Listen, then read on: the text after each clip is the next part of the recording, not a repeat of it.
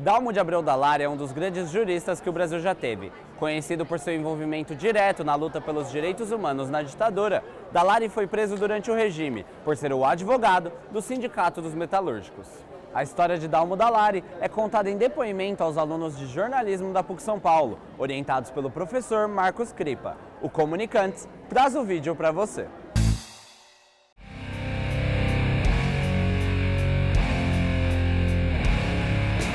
Eu nasci em Serra Negra, uma pequena cidade do interior de São Paulo, filho de um filho de imigrantes, eu, portanto, neto de imigrantes. Meu pai tinha sido sapateiro, depois tinha uma pequena loja de sapatos e eu, dos 10 aos 15 anos, fui caixeiro. Depois, minha mãe insistiu muito para que a família se mudasse para São Paulo, porque queria que os filhos pudessem estudar, porque em Serra Negra só havia grupo escolar. E nós viemos.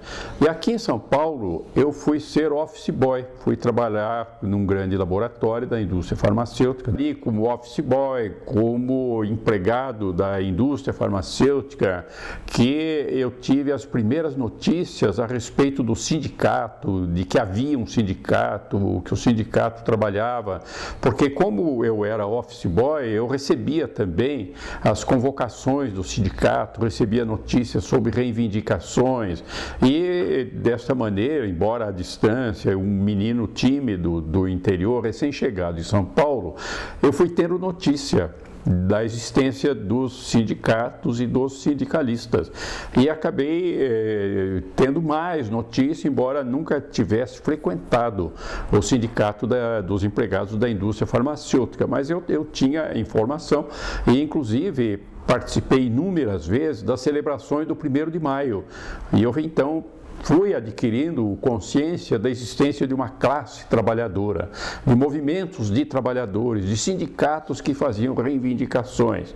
E assim o tempo foi passando, eu estudando à noite, trabalhando durante o dia e percorri uma trajetória de bastante trabalho, fiz o curso clássico, fiz o vestibular e entrei para a Faculdade de Direito. Na Faculdade de Direito do Largo de São Francisco, tradicional Faculdade de Direito da USP, eu logo no começo, no 1º ano, fui encarregado de fazer o jornal 11 de agosto, que era a publicação oficial do Centro Acadêmico 11 de agosto. Gostei muito da atividade, eu gostava de ler, gostava de escrever e também já tinha feito a minha opção para uma carreira que ligasse política e direito, tanto que eu acabei professor de Teoria Geral do Estado, que é exatamente a disciplina que faz esta ligação. Desde o 1º ano do meu curso jurídico, eu fui trabalhar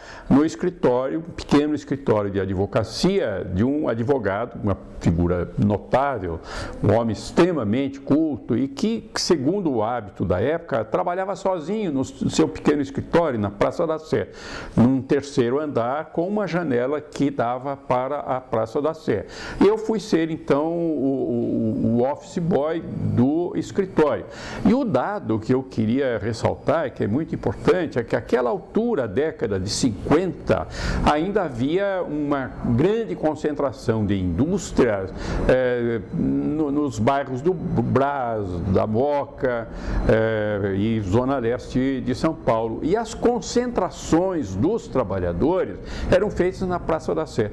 As grandes reuniões, os grandes comícios, manifestações eram na Praça da Sé. E o que aconteceu, e é este o fato que eu considero extremamente importante, é que houve um dia em que os trabalhadores tinham convocado uma grande concentração para reivindicação salarial exatamente na Praça da Sé. E eu, do 3º andar, então, do prédio e com a janela voltada para a Praça da Sé, eu fiquei olhando lá de cima o que estava acontecendo embaixo, uma grande concentração de trabalhadores e um palanque armado, começo de discursos, quando chegou a polícia montada, a polícia a cavalo.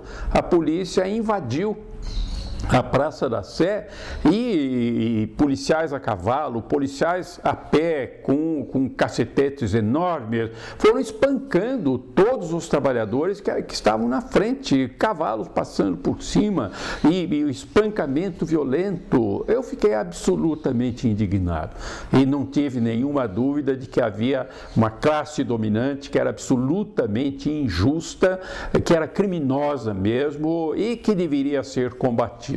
Com tudo aquilo, eu não tive nenhuma dúvida sobre qual deveria ser a minha posição e a minha atitude. E aqui eu esclareço isso, apesar de muitas leituras que eu já havia feito, eu nunca fui comunista, nunca fui tentado pela posição comunista. Eu achava que eu tinha que ser humanista. A minha formação tradicional era católica, eu me sentia cristão e sentia como um dever do cristão trabalhar pela dignidade da pessoa humana. E além disso, estando na faculdade de Direito, eu ainda apurei, de certo modo, a minha consciência com a convicção de que a luta tinha que ser luta jurídica. Eu tinha que lutar pelos direitos, jamais usando de violência, mas ficando muito firme no apoio aos trabalhadores.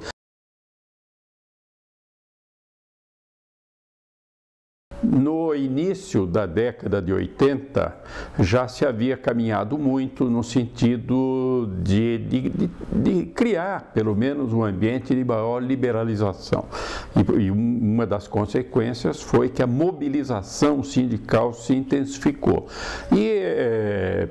O Sindicato dos Metalúrgicos de São Bernardo, que era muito organizado, um grande sindicato, que tinha líderes de grande projeção, entre eles o próprio Lula, era dirigente daquele sindicato.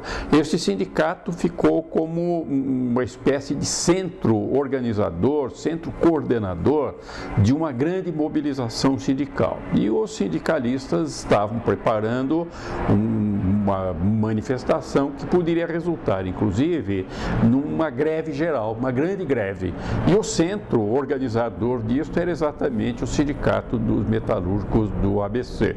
E, por causa disto, e para impedir a mobilização sindical, o ministro do Trabalho, na época era um paulista, Murilo Macedo, banqueiro paulista, mas ministro do Trabalho, o ministro Murilo Macedo decretou intervenção no Sindicato dos Metalúrgicos de São Bernardo. Decretou intervenção e no decreto disse, inclusive, que o interventor seria o delegado regional do Trabalho em São Paulo. Então, o ministro do Trabalho publicou decreto de intervenção no Sindicato dos Metalúrgicos de São Bernardo. Eu publiquei um artigo no jornal Folha de São Paulo dizendo que o decreto era inconstitucional, porque a Constituição vigente na época, apesar de ditadura, ela queria dar uma imagem de democracia e havia uma Constituição.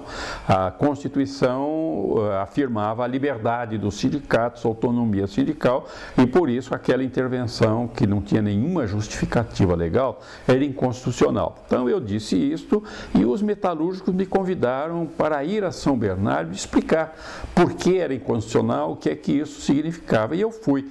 Não houve tempo para que o delegado fizesse alguma coisa, porque imediatamente eu fui convidado a ir a São Bernardo, disse o que estava acontecendo, eles me perguntaram o que fazer. E eu respondi aos metalúrgicos que a solução seria entrar com um mandado de segurança, que é uma garantia constitucional contra ato ilegal de autoridade. É isso que está escrito na Constituição. E então me perguntaram se eu aceitava ser o advogado dos metalúrgicos. Eu aceitei. Era uma situação ainda difícil no Brasil, poucos advogados aceitavam advogar contra as autoridades, mas eu aceitei. Combinou-se que depois eles me mandariam à procuração. Daí mandaram, efetivamente, eu entrei com mandado de segurança aqui em São Paulo. O competente era o juiz federal de São Paulo. Mas assim que eu entrei com mandado de segurança, O ministro do Trabalho teve notícia disso e publicou um novo decreto dizendo como o decreto de intervenção saiu com incorreções, ele é republicado. Se na verdade aquilo foi um pretexto, porque a única mudança que fizeram no decreto foi dizer o interventor será o próprio ministro, quando no primeiro se dizia o interventor será o delegado do Trabalho em São Paulo. Por que razão esta mudança? Porque, como o próprio ministro era interventor, o juiz federal de São Paulo perdia a competência, não podia decidir. A competência passava a ser só do Supremo Tribunal Federal, porque era o ministro o interventor. E com isso bloquearam o andamento do mandado de segurança. Mas, ao mesmo tempo, o governo decidiu prender toda a diretoria, os dirigentes do Sindicato dos Metalúrgicos que estavam organizando um grande movimento grevista, um movimento de reivindicações. E, numa noite, prenderam todos os dirigentes do sindicato e levaram ao DOPS, que era a Polícia Política de São Paulo. Na manhã seguinte, 6 horas da manhã, toca a campainha de minha casa. Fiquei espantado, quem será esta hora da manhã? E fui atender. Era um grupo de policiais, um deles se apresentou, disse, nós somos do DOPS, e um deles, esse que falava comigo, tinha inclusive uma arma na mão, e disse, nós viemos convidá-lo a nos acompanhar. E eu tenho falado disso quando tenho oportunidade e brinco dizendo que esse é o tipo do convite que a gente não recusa. Eu cheguei ao DOPS, os metalúrgicos estavam presos numa cela grande e todos juntos. E aí abriram a porta da cela para me colocar dentro junto com eles. E o Djalma Bom, quando me viu chegando, abriu os braços, sorriu, muito feliz, disse, que bom, o nosso advogado chegou. Ele achou que o advogado estava chegando lá para soltá-lo. O advogado estava chegando lá para ser colega de cadeia. E foi aí que eu conheci o Lula. Nós fomos colegas de cadeia. Foi o meu primeiro contato com o Lula. Aí a história prossegue. A minha prisão causou uma revolta entre os advogados. O próprio presidente da Ordem dos Advogados, Mário Sérgio Duarte Garcia, foi ao DOPS para protestar, pedir minha soltura. Eu nunca fui um militante comunista, eu nunca participei de qualquer movimento que pregasse violência, pelo contrário, a minha linguagem sempre foi do direito, foi da paz, era o caminho jurídico. Então não havia qualquer justificativa. E o que eu tinha feito era usar um remédio constitucional, que era o mandado de segurança.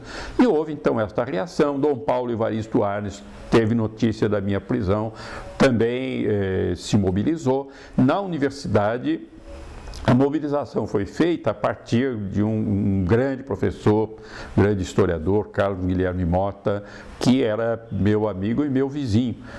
Quando me avisaram que eu ia ser conduzido para o DOPS, eu pedi, bom, deixa-me pelo menos me vestir. E aí acordei minha filha mais velha, Marta, e disse, assim que me levarem, você tome nota da placa do carro e corra a avisar ao Carlos Guilherme Mota, que morava muito perto de minha casa, mas também telefone para Dom Paulo e Ordem dos Advogados, e ela tomou essas providências. Então, eu tive uma mobilização grande contra a minha prisão, passei um dia preso.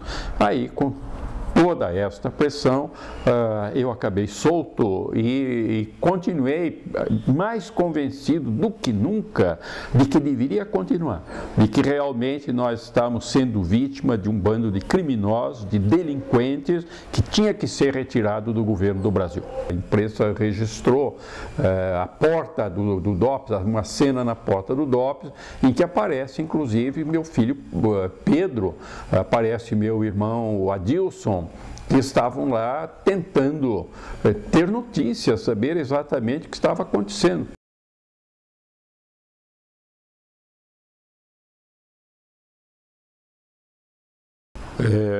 A minha prisão ocorreu no mês de abril de 1980 e já estava programada uma vinda do Papa ao Brasil, que deveria ocorrer, ele viria a São Paulo, inclusive no começo de julho. E efetivamente isso aconteceu.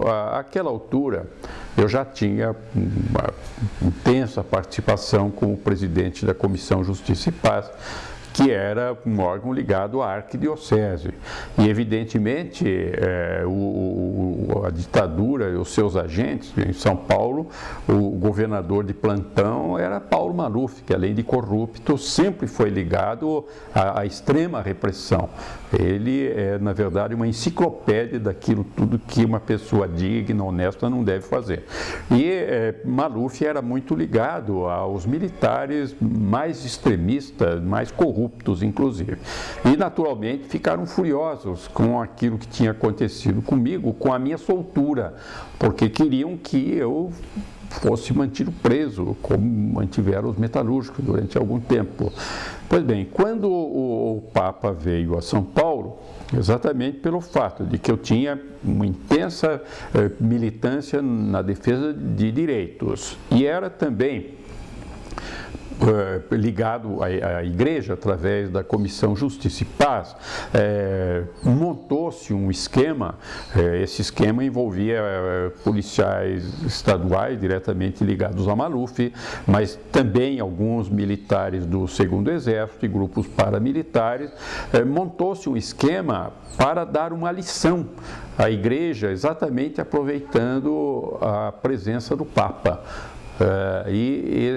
O que se decidiu fazer foi praticar um ato de extrema violência para mostrar que eles tinham mais força do que a igreja. E eu fui escolhido por eles para ser o símbolo dessa demonstração de força.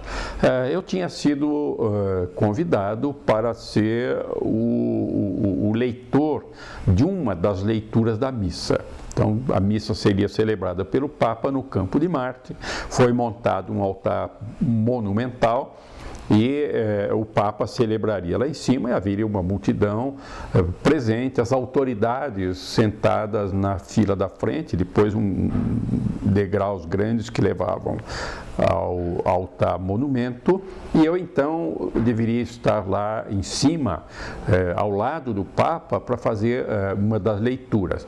Eu tinha estado no Campo de Marte, verificando qual era a posição, por onde eu ia subir para fazer a minha leitura. Eu deveria ficar sentado ao lado do Papa para fazer a leitura, quando chegasse o momento, e depois sairia por uma pequena escada que havia nos fundos.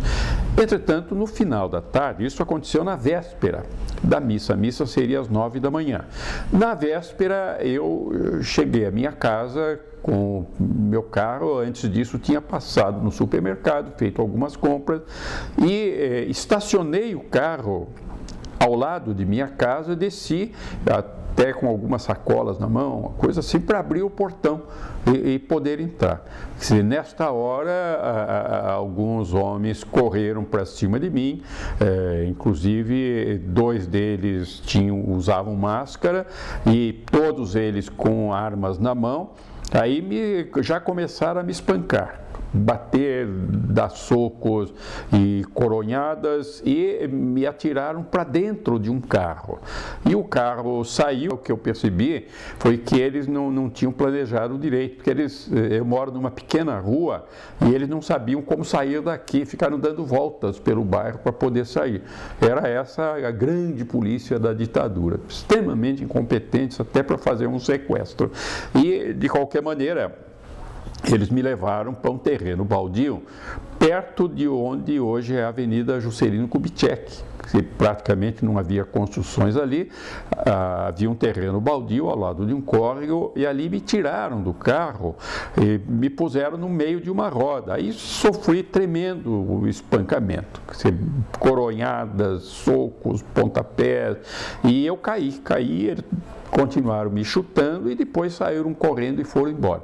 E eu, evidentemente, estava ensanguentado, estava arrebentado, mas eu tive forças, uma força que vem lá de dentro, a força interior, consegui me levantar, fui me arrastando até a avenida que estava sendo aberta, mas onde já passava um carro, não tinha iluminação pública, era começo da noite. Isso aconteceu por volta de 7 horas da noite.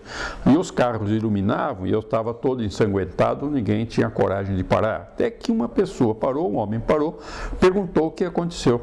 E eu disse, olha, eu acabo de ser assaltado, me leve para minha casa que não é longe daqui.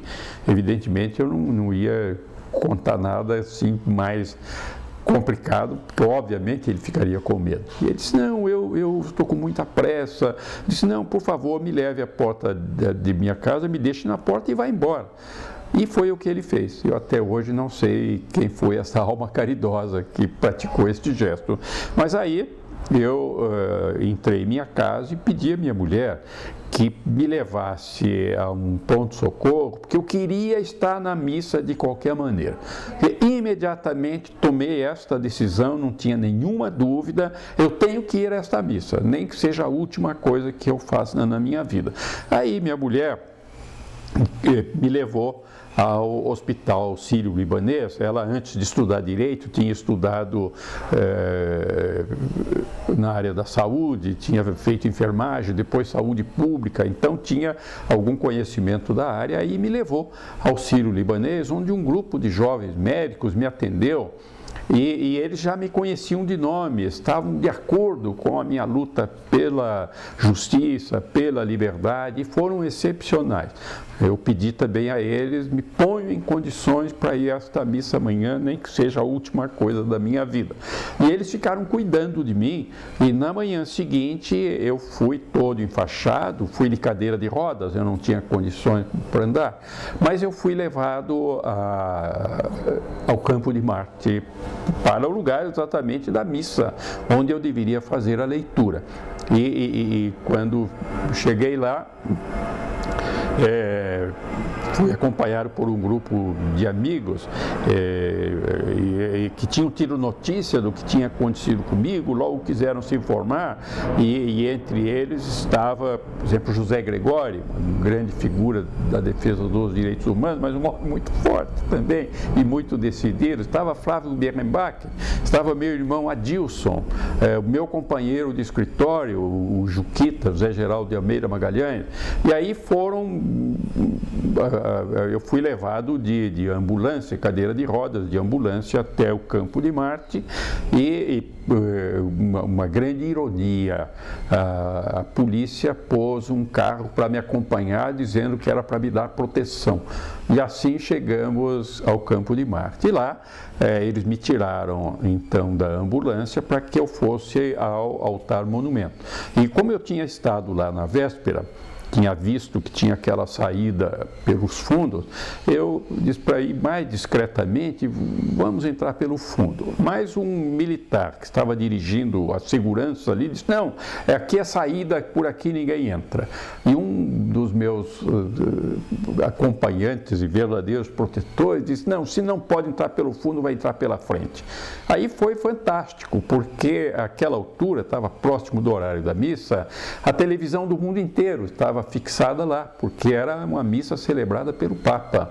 E o padre, que era o mestre de cerimônia, que fazia os anúncios, me conhecia e também tinha tido notícia de que eu tinha tido o sequestro e que ia chegar lá de cadeira de rodas, todo arrebentado. E o padre, então, contou isto para a multidão. Contou e contou sem rodeios, dizendo a ditadura agrediu o professor Dall'Ari, mas ele vem assim mesmo e já está chegando aí.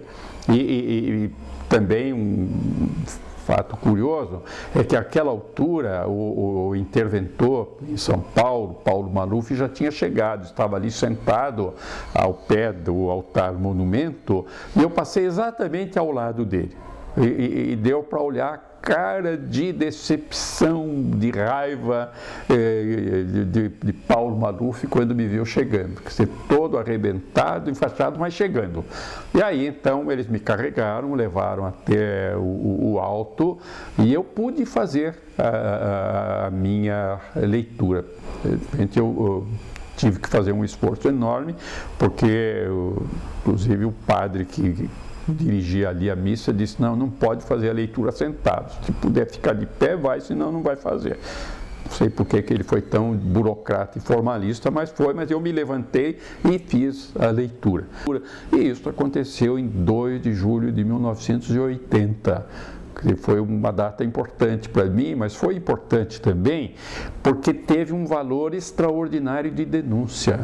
Quer dizer, as pessoas sabiam que eu não era um agente da violência, que eu não era um comunista, que eu não pregava subversão, que eu não era contra a família, que eu não era contra a liberdade. Então, na verdade, a agressão era um ato de delinquentes, de facínoras, não tinha nenhuma justificativa.